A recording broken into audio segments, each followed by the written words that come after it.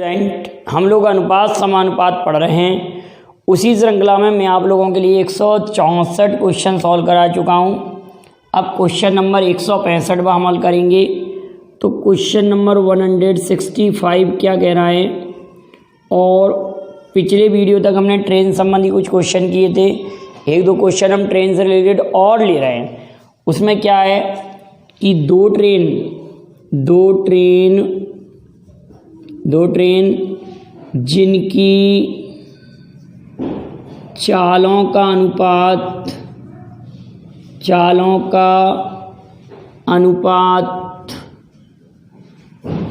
3:2 है। दो ट्रेन जिनकी चालों का अनुपात कितना, 3:2 है। किसी निश्चित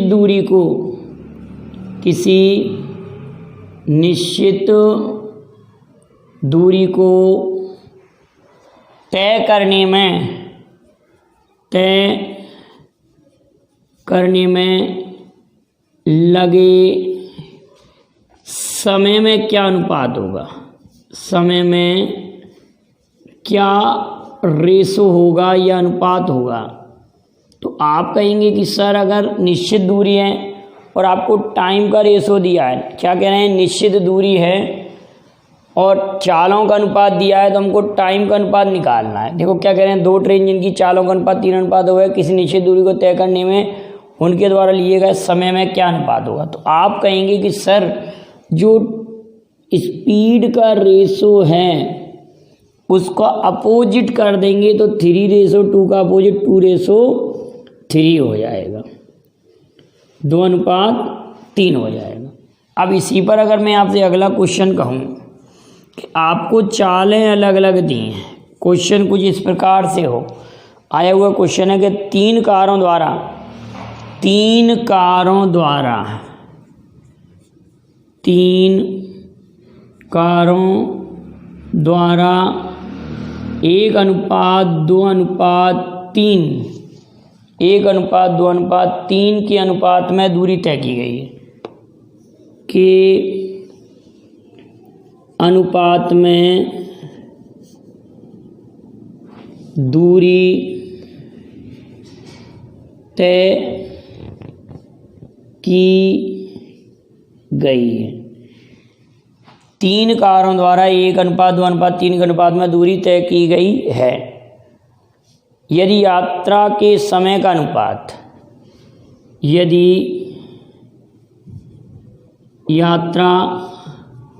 के समय का अनुपात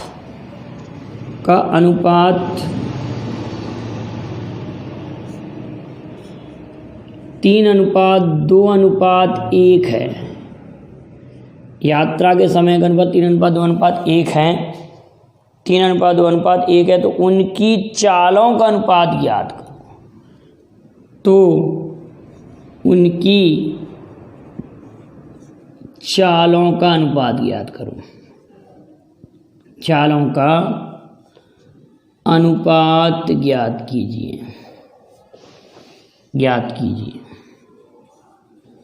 ये क्वेश्चन आपसे पूछा गया है, हमको स्पीड का रेशो फाइंड आउट करना है। तो आप सभी लोग जानते हैं स्पीड इक्वल टू क्या होता है। स्पीड इक्वल टू होता है डिस्टेंस अपॉन टाइम, d/t और d/t। Speed equal to distance upon time, या हम d1/t1, d2/t2 और d3/t3 पुट कर सकते हैं। तो यहाँ पर दूरियों का अनुपात है 1:2:3। अनुपात में दूरी है 1, 2, 3।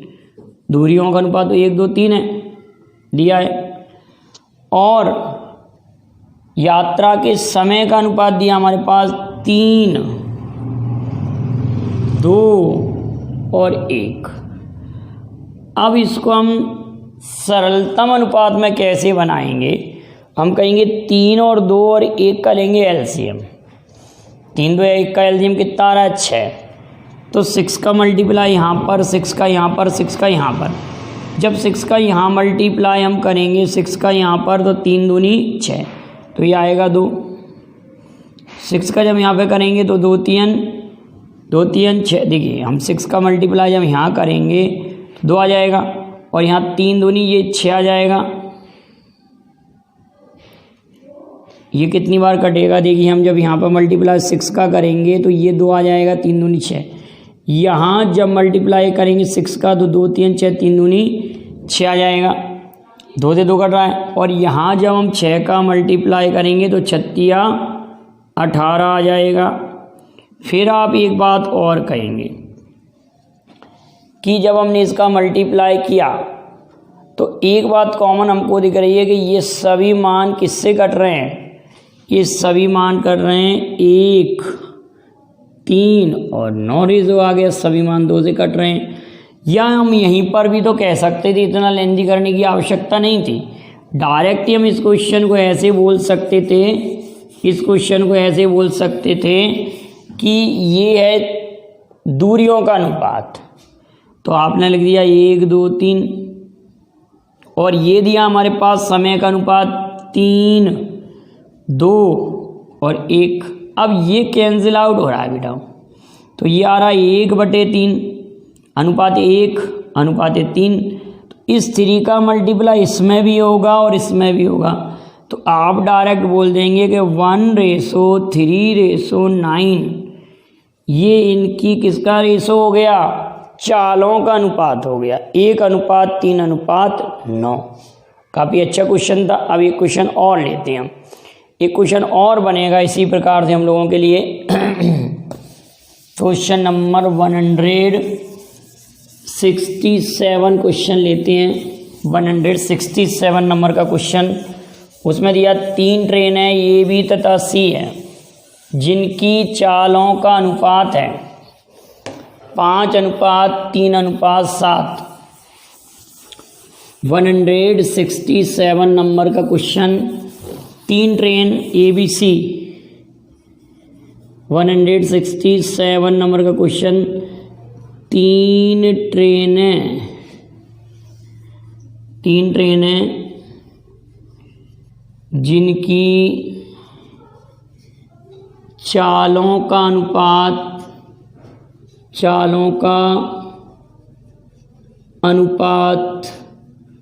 5:6:3 है, तो किसी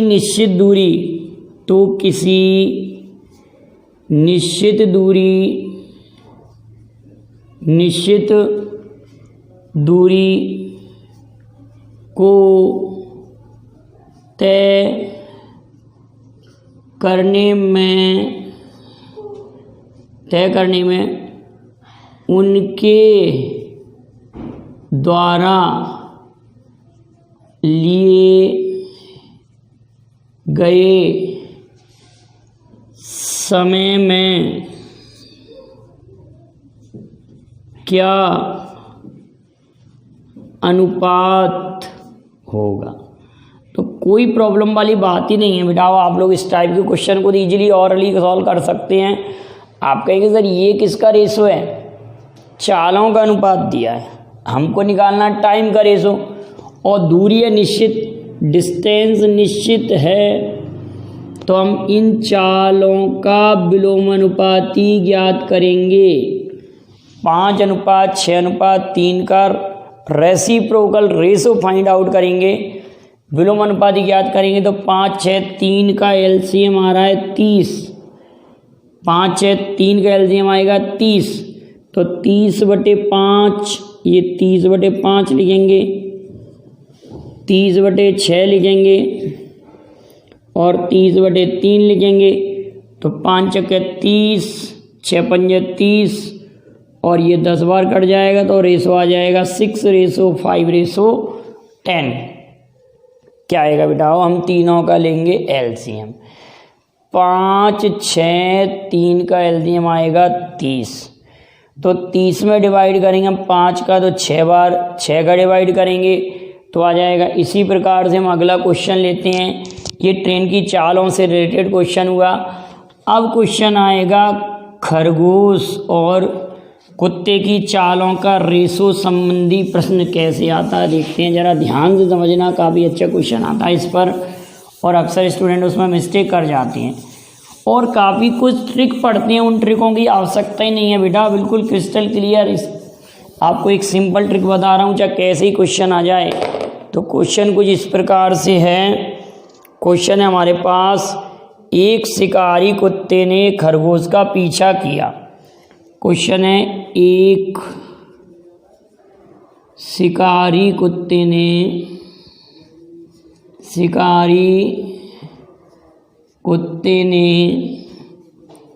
एक खरगोश का पीछा किया। जितनी देर में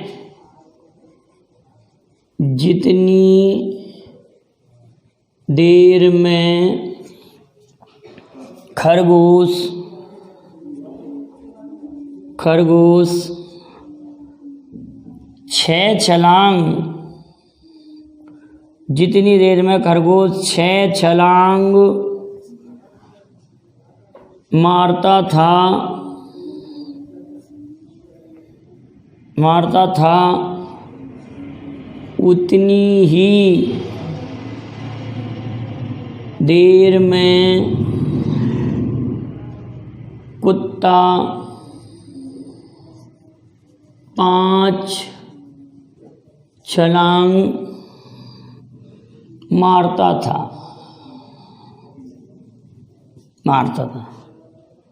यदि कुत्ते की 3 छलांग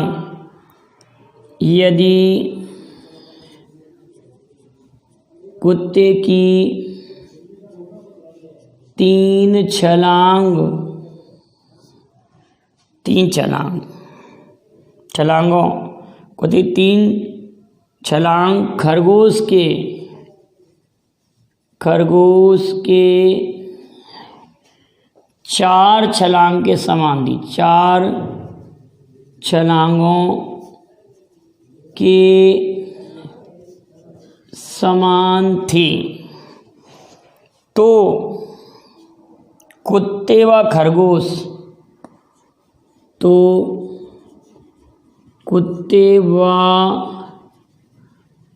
खरगोश की चालों का अनुपात क्या होगा?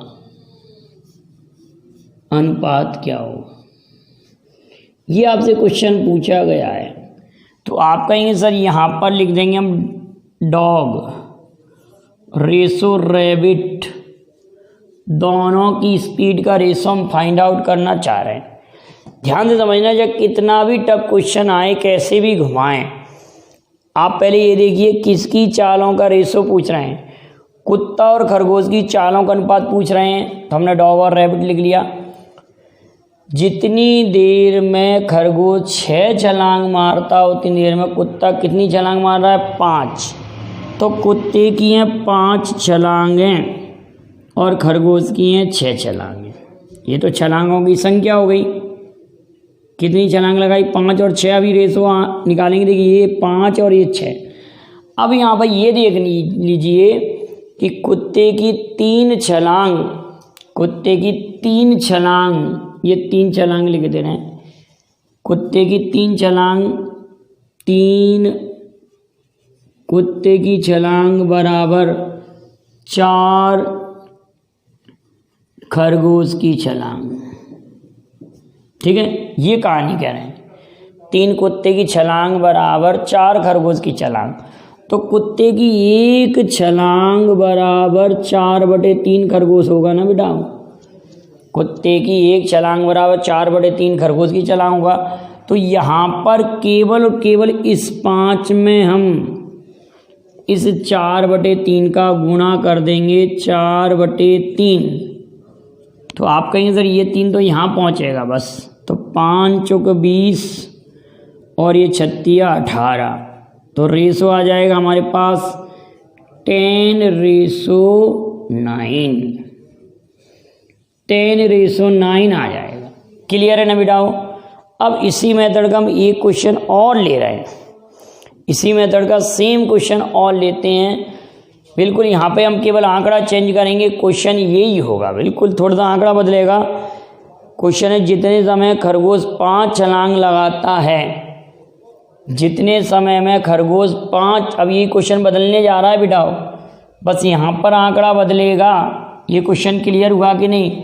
हम क्या कह रहे हैं, यहाँ हमने कुत्ते की छलांग लिखी, यहाँ खरगोश की लिखी, तो कुत्ते की छलांग को हम खरगोश की छलांग में कन्वर्ट कर लेंगे। ये कुत्ते की छलांग बराबर 4/3 खरगोश, तो यहाँ पर बस 4/3 मान रखना है, बस ये कैंसिल आउट हो जाएगा इधर जाके। तो अब अगला क्वेश्चन हम चेंज कर रहे हैं, इसी प्रकार से इस क्वेश्चन को बदल रहे हैं, केवल यहाँ पर चेंज होना है, क्वेश्चन में आंकड़े बदलने हैं। देखिए नेक्स्ट क्वेश्चन लेते हैं, क्वेश्चन नंबर 169 ले रहे हैं अब हम। क्या क्वेश्चन है, यहाँ पर कह रहे हैं कि जितने समय में खरगोश 5 छलांग लगाता है, खरगोश 5 छलांग लगाता है, उतने ही समय में कुत्ता 3 छलांग लगाता है। कुत्ता 3 छलांग लगाता है। यदि कुत्ते की छलांग में, यदि कुत्ते की एक छलांग में, यदि कुत्ते की एक छलांग में तय की गई, एक छलांग में तय की गई दूरी खरगोश की 3 छलांगों के समान थी, छलांगों के समान थी, तो कुत्ते और खरगोश की चालों में क्या अनुपात होगा? देखिए इस क्वेश्चन का आसानी से आप आंसर दे सकते हैं। तो यहाँ पर वही कहानी बनी, यहाँ पर लिखा हमने डॉग और यहाँ पर लिखा हमने रैबिट, खरगोश, दोनों की स्पीड का रेशो हम फाइंड आउट कर रहे हैं। तो डॉग कितनी छलांग लगाता है? कुत्ता 5 छलांग लगाता है। खरगोश 5 छलांग लगाता है, उतने समय कुत्ता 3 छलांग लगाता है। तो कुत्ते की 3 छलांगें बराबर खरगोश की 5 छलांग, यही वाली बात कह रहे हैं। अब कुत्ते की एक छलांग खरगोश की 3 छलांग के बराबर है, तो यहाँ पर एक कुत्ते की छलांग बराबर 3 खरगोश की छलांग। तो कुत्ते की छलांग को हम खरगोश की छलांग में कन्वर्ट करेंगे, तो यहाँ केवल 3 का गुणा और होना है, तो हमारे क्वेश्चन का आंसर 9:5 आ जाएगा। 9:5 आ जाएगा इस क्वेश्चन का आंसर। अब एक काफ़ी इम्पोर्टेंट क्वेश्चन है, काफ़ी अच्छा क्वेश्चन है, और आप लोग उसको गाइडों में काफ़ी टफ मेथड से करते हैं।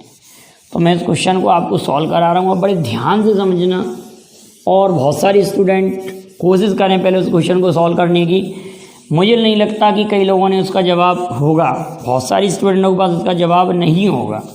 तो पहले आप उसको सॉल्व करने का प्रयास कीजिए। मैं क्वेश्चन लिख रहा हूँ, फिर आप मेरे सॉल्यूशन को देखिए कि मैंने कितनी इजी टाइप से आपको उस क्वेश्चन को सॉल्व करा रहा हूँ। तो क्वेश्चन देखिए क्या है। क्वेश्चन है हमारे पास कि ए बी तथा सी की आय का अनुपात, ए बी तथा सी की आय का अनुपात, ए बी तथा सी की आय का अनुपात, ए बी तथा सी की आय का अनुपात 7:9:12 है। 7:9:12 है। उनके खर्चों का अनुपात, उनके खर्चों का अनुपात, उनके खर्चों का अनुपात 8:9:15 है। 8:9:15 है। खर्चों का अनुपात 8:9:15 है। यदि एक की बचत उसकी आय का 1/4 है, यदि एक की बचत, यदि एक की बचत उसकी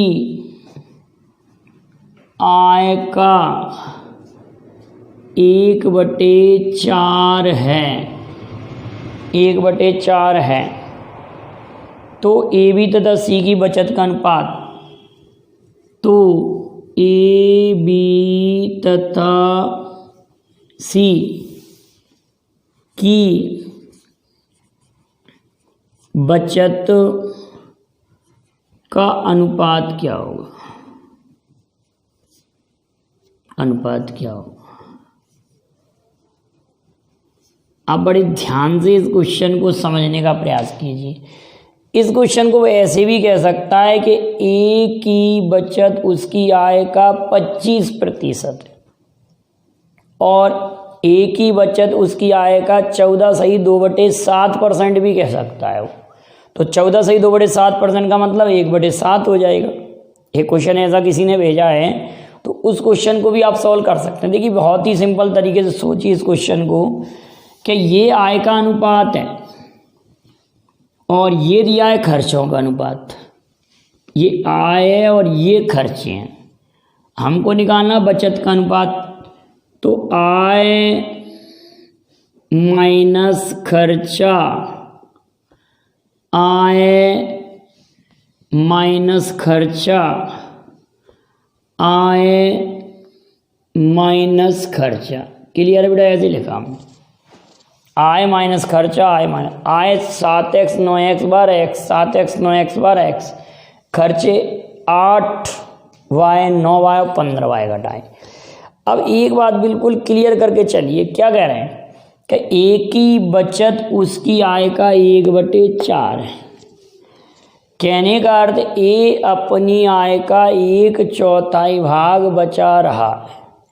सोचिए जरा, ए अपनी आय का 1/4 भाग बचा रहा है, इसका अर्थ यही हुआ ना।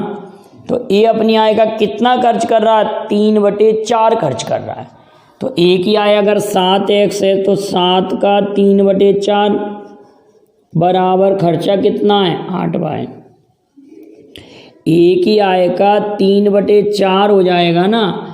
बचत जब वो 1/4 कर रहा है आय का, तो खर्चा 3/4 करेगा। इसका मतलब x और y में क्या रेशो आ जाएगा? x/y। 4 8 32 और 7 21। x और y में इतना रेशो आ जाएगा। तो यहाँ हम ये वैल्यू x की और यहाँ y की, x की और y की वैल्यू पुट करेंगे। लेकिन हम ऑप्शन भी एक बार चेक करेंगे। मैं क्या कह रहा हूँ, आप एक बार ऑप्शन चेक करेंगे, पूरा सॉल्व करके नहीं देखेंगे। आपने कहा कि सर ऑप्शन लिखा है 56 99 69, आपने ऑप्शन देखा 56 99 69, फर्स्ट ऑप्शन। दूसरा ऑप्शन देखा 99 56 और 69। आपने सी ऑप्शन देखा 69 56 99, 69 56 99, 99 69 56, 99 69 और ये 56। तो अब आपको एक बात दिख रहा होगा कि पहले सबसे पहले हम ये चेक कर लें कि बी की वैल्यू क्या आ रही है। तो बी की वैल्यू के लिए अगर दोनों में से मैं 9 कॉमन ले लेता हूँ 9, और यहाँ पर x और y की वैल्यू पुट करता हूँ 32 और 11, 32 माइनस 11 करेंगे, 32 माइनस 21 करेंगे तो 11, 11 9 99। तो कहने का मतलब बी की जो वैल्यू है वो 99 आ रही है। हमारे किस क्वेश्चन में 99 ऑप्शन में, इस वाले में।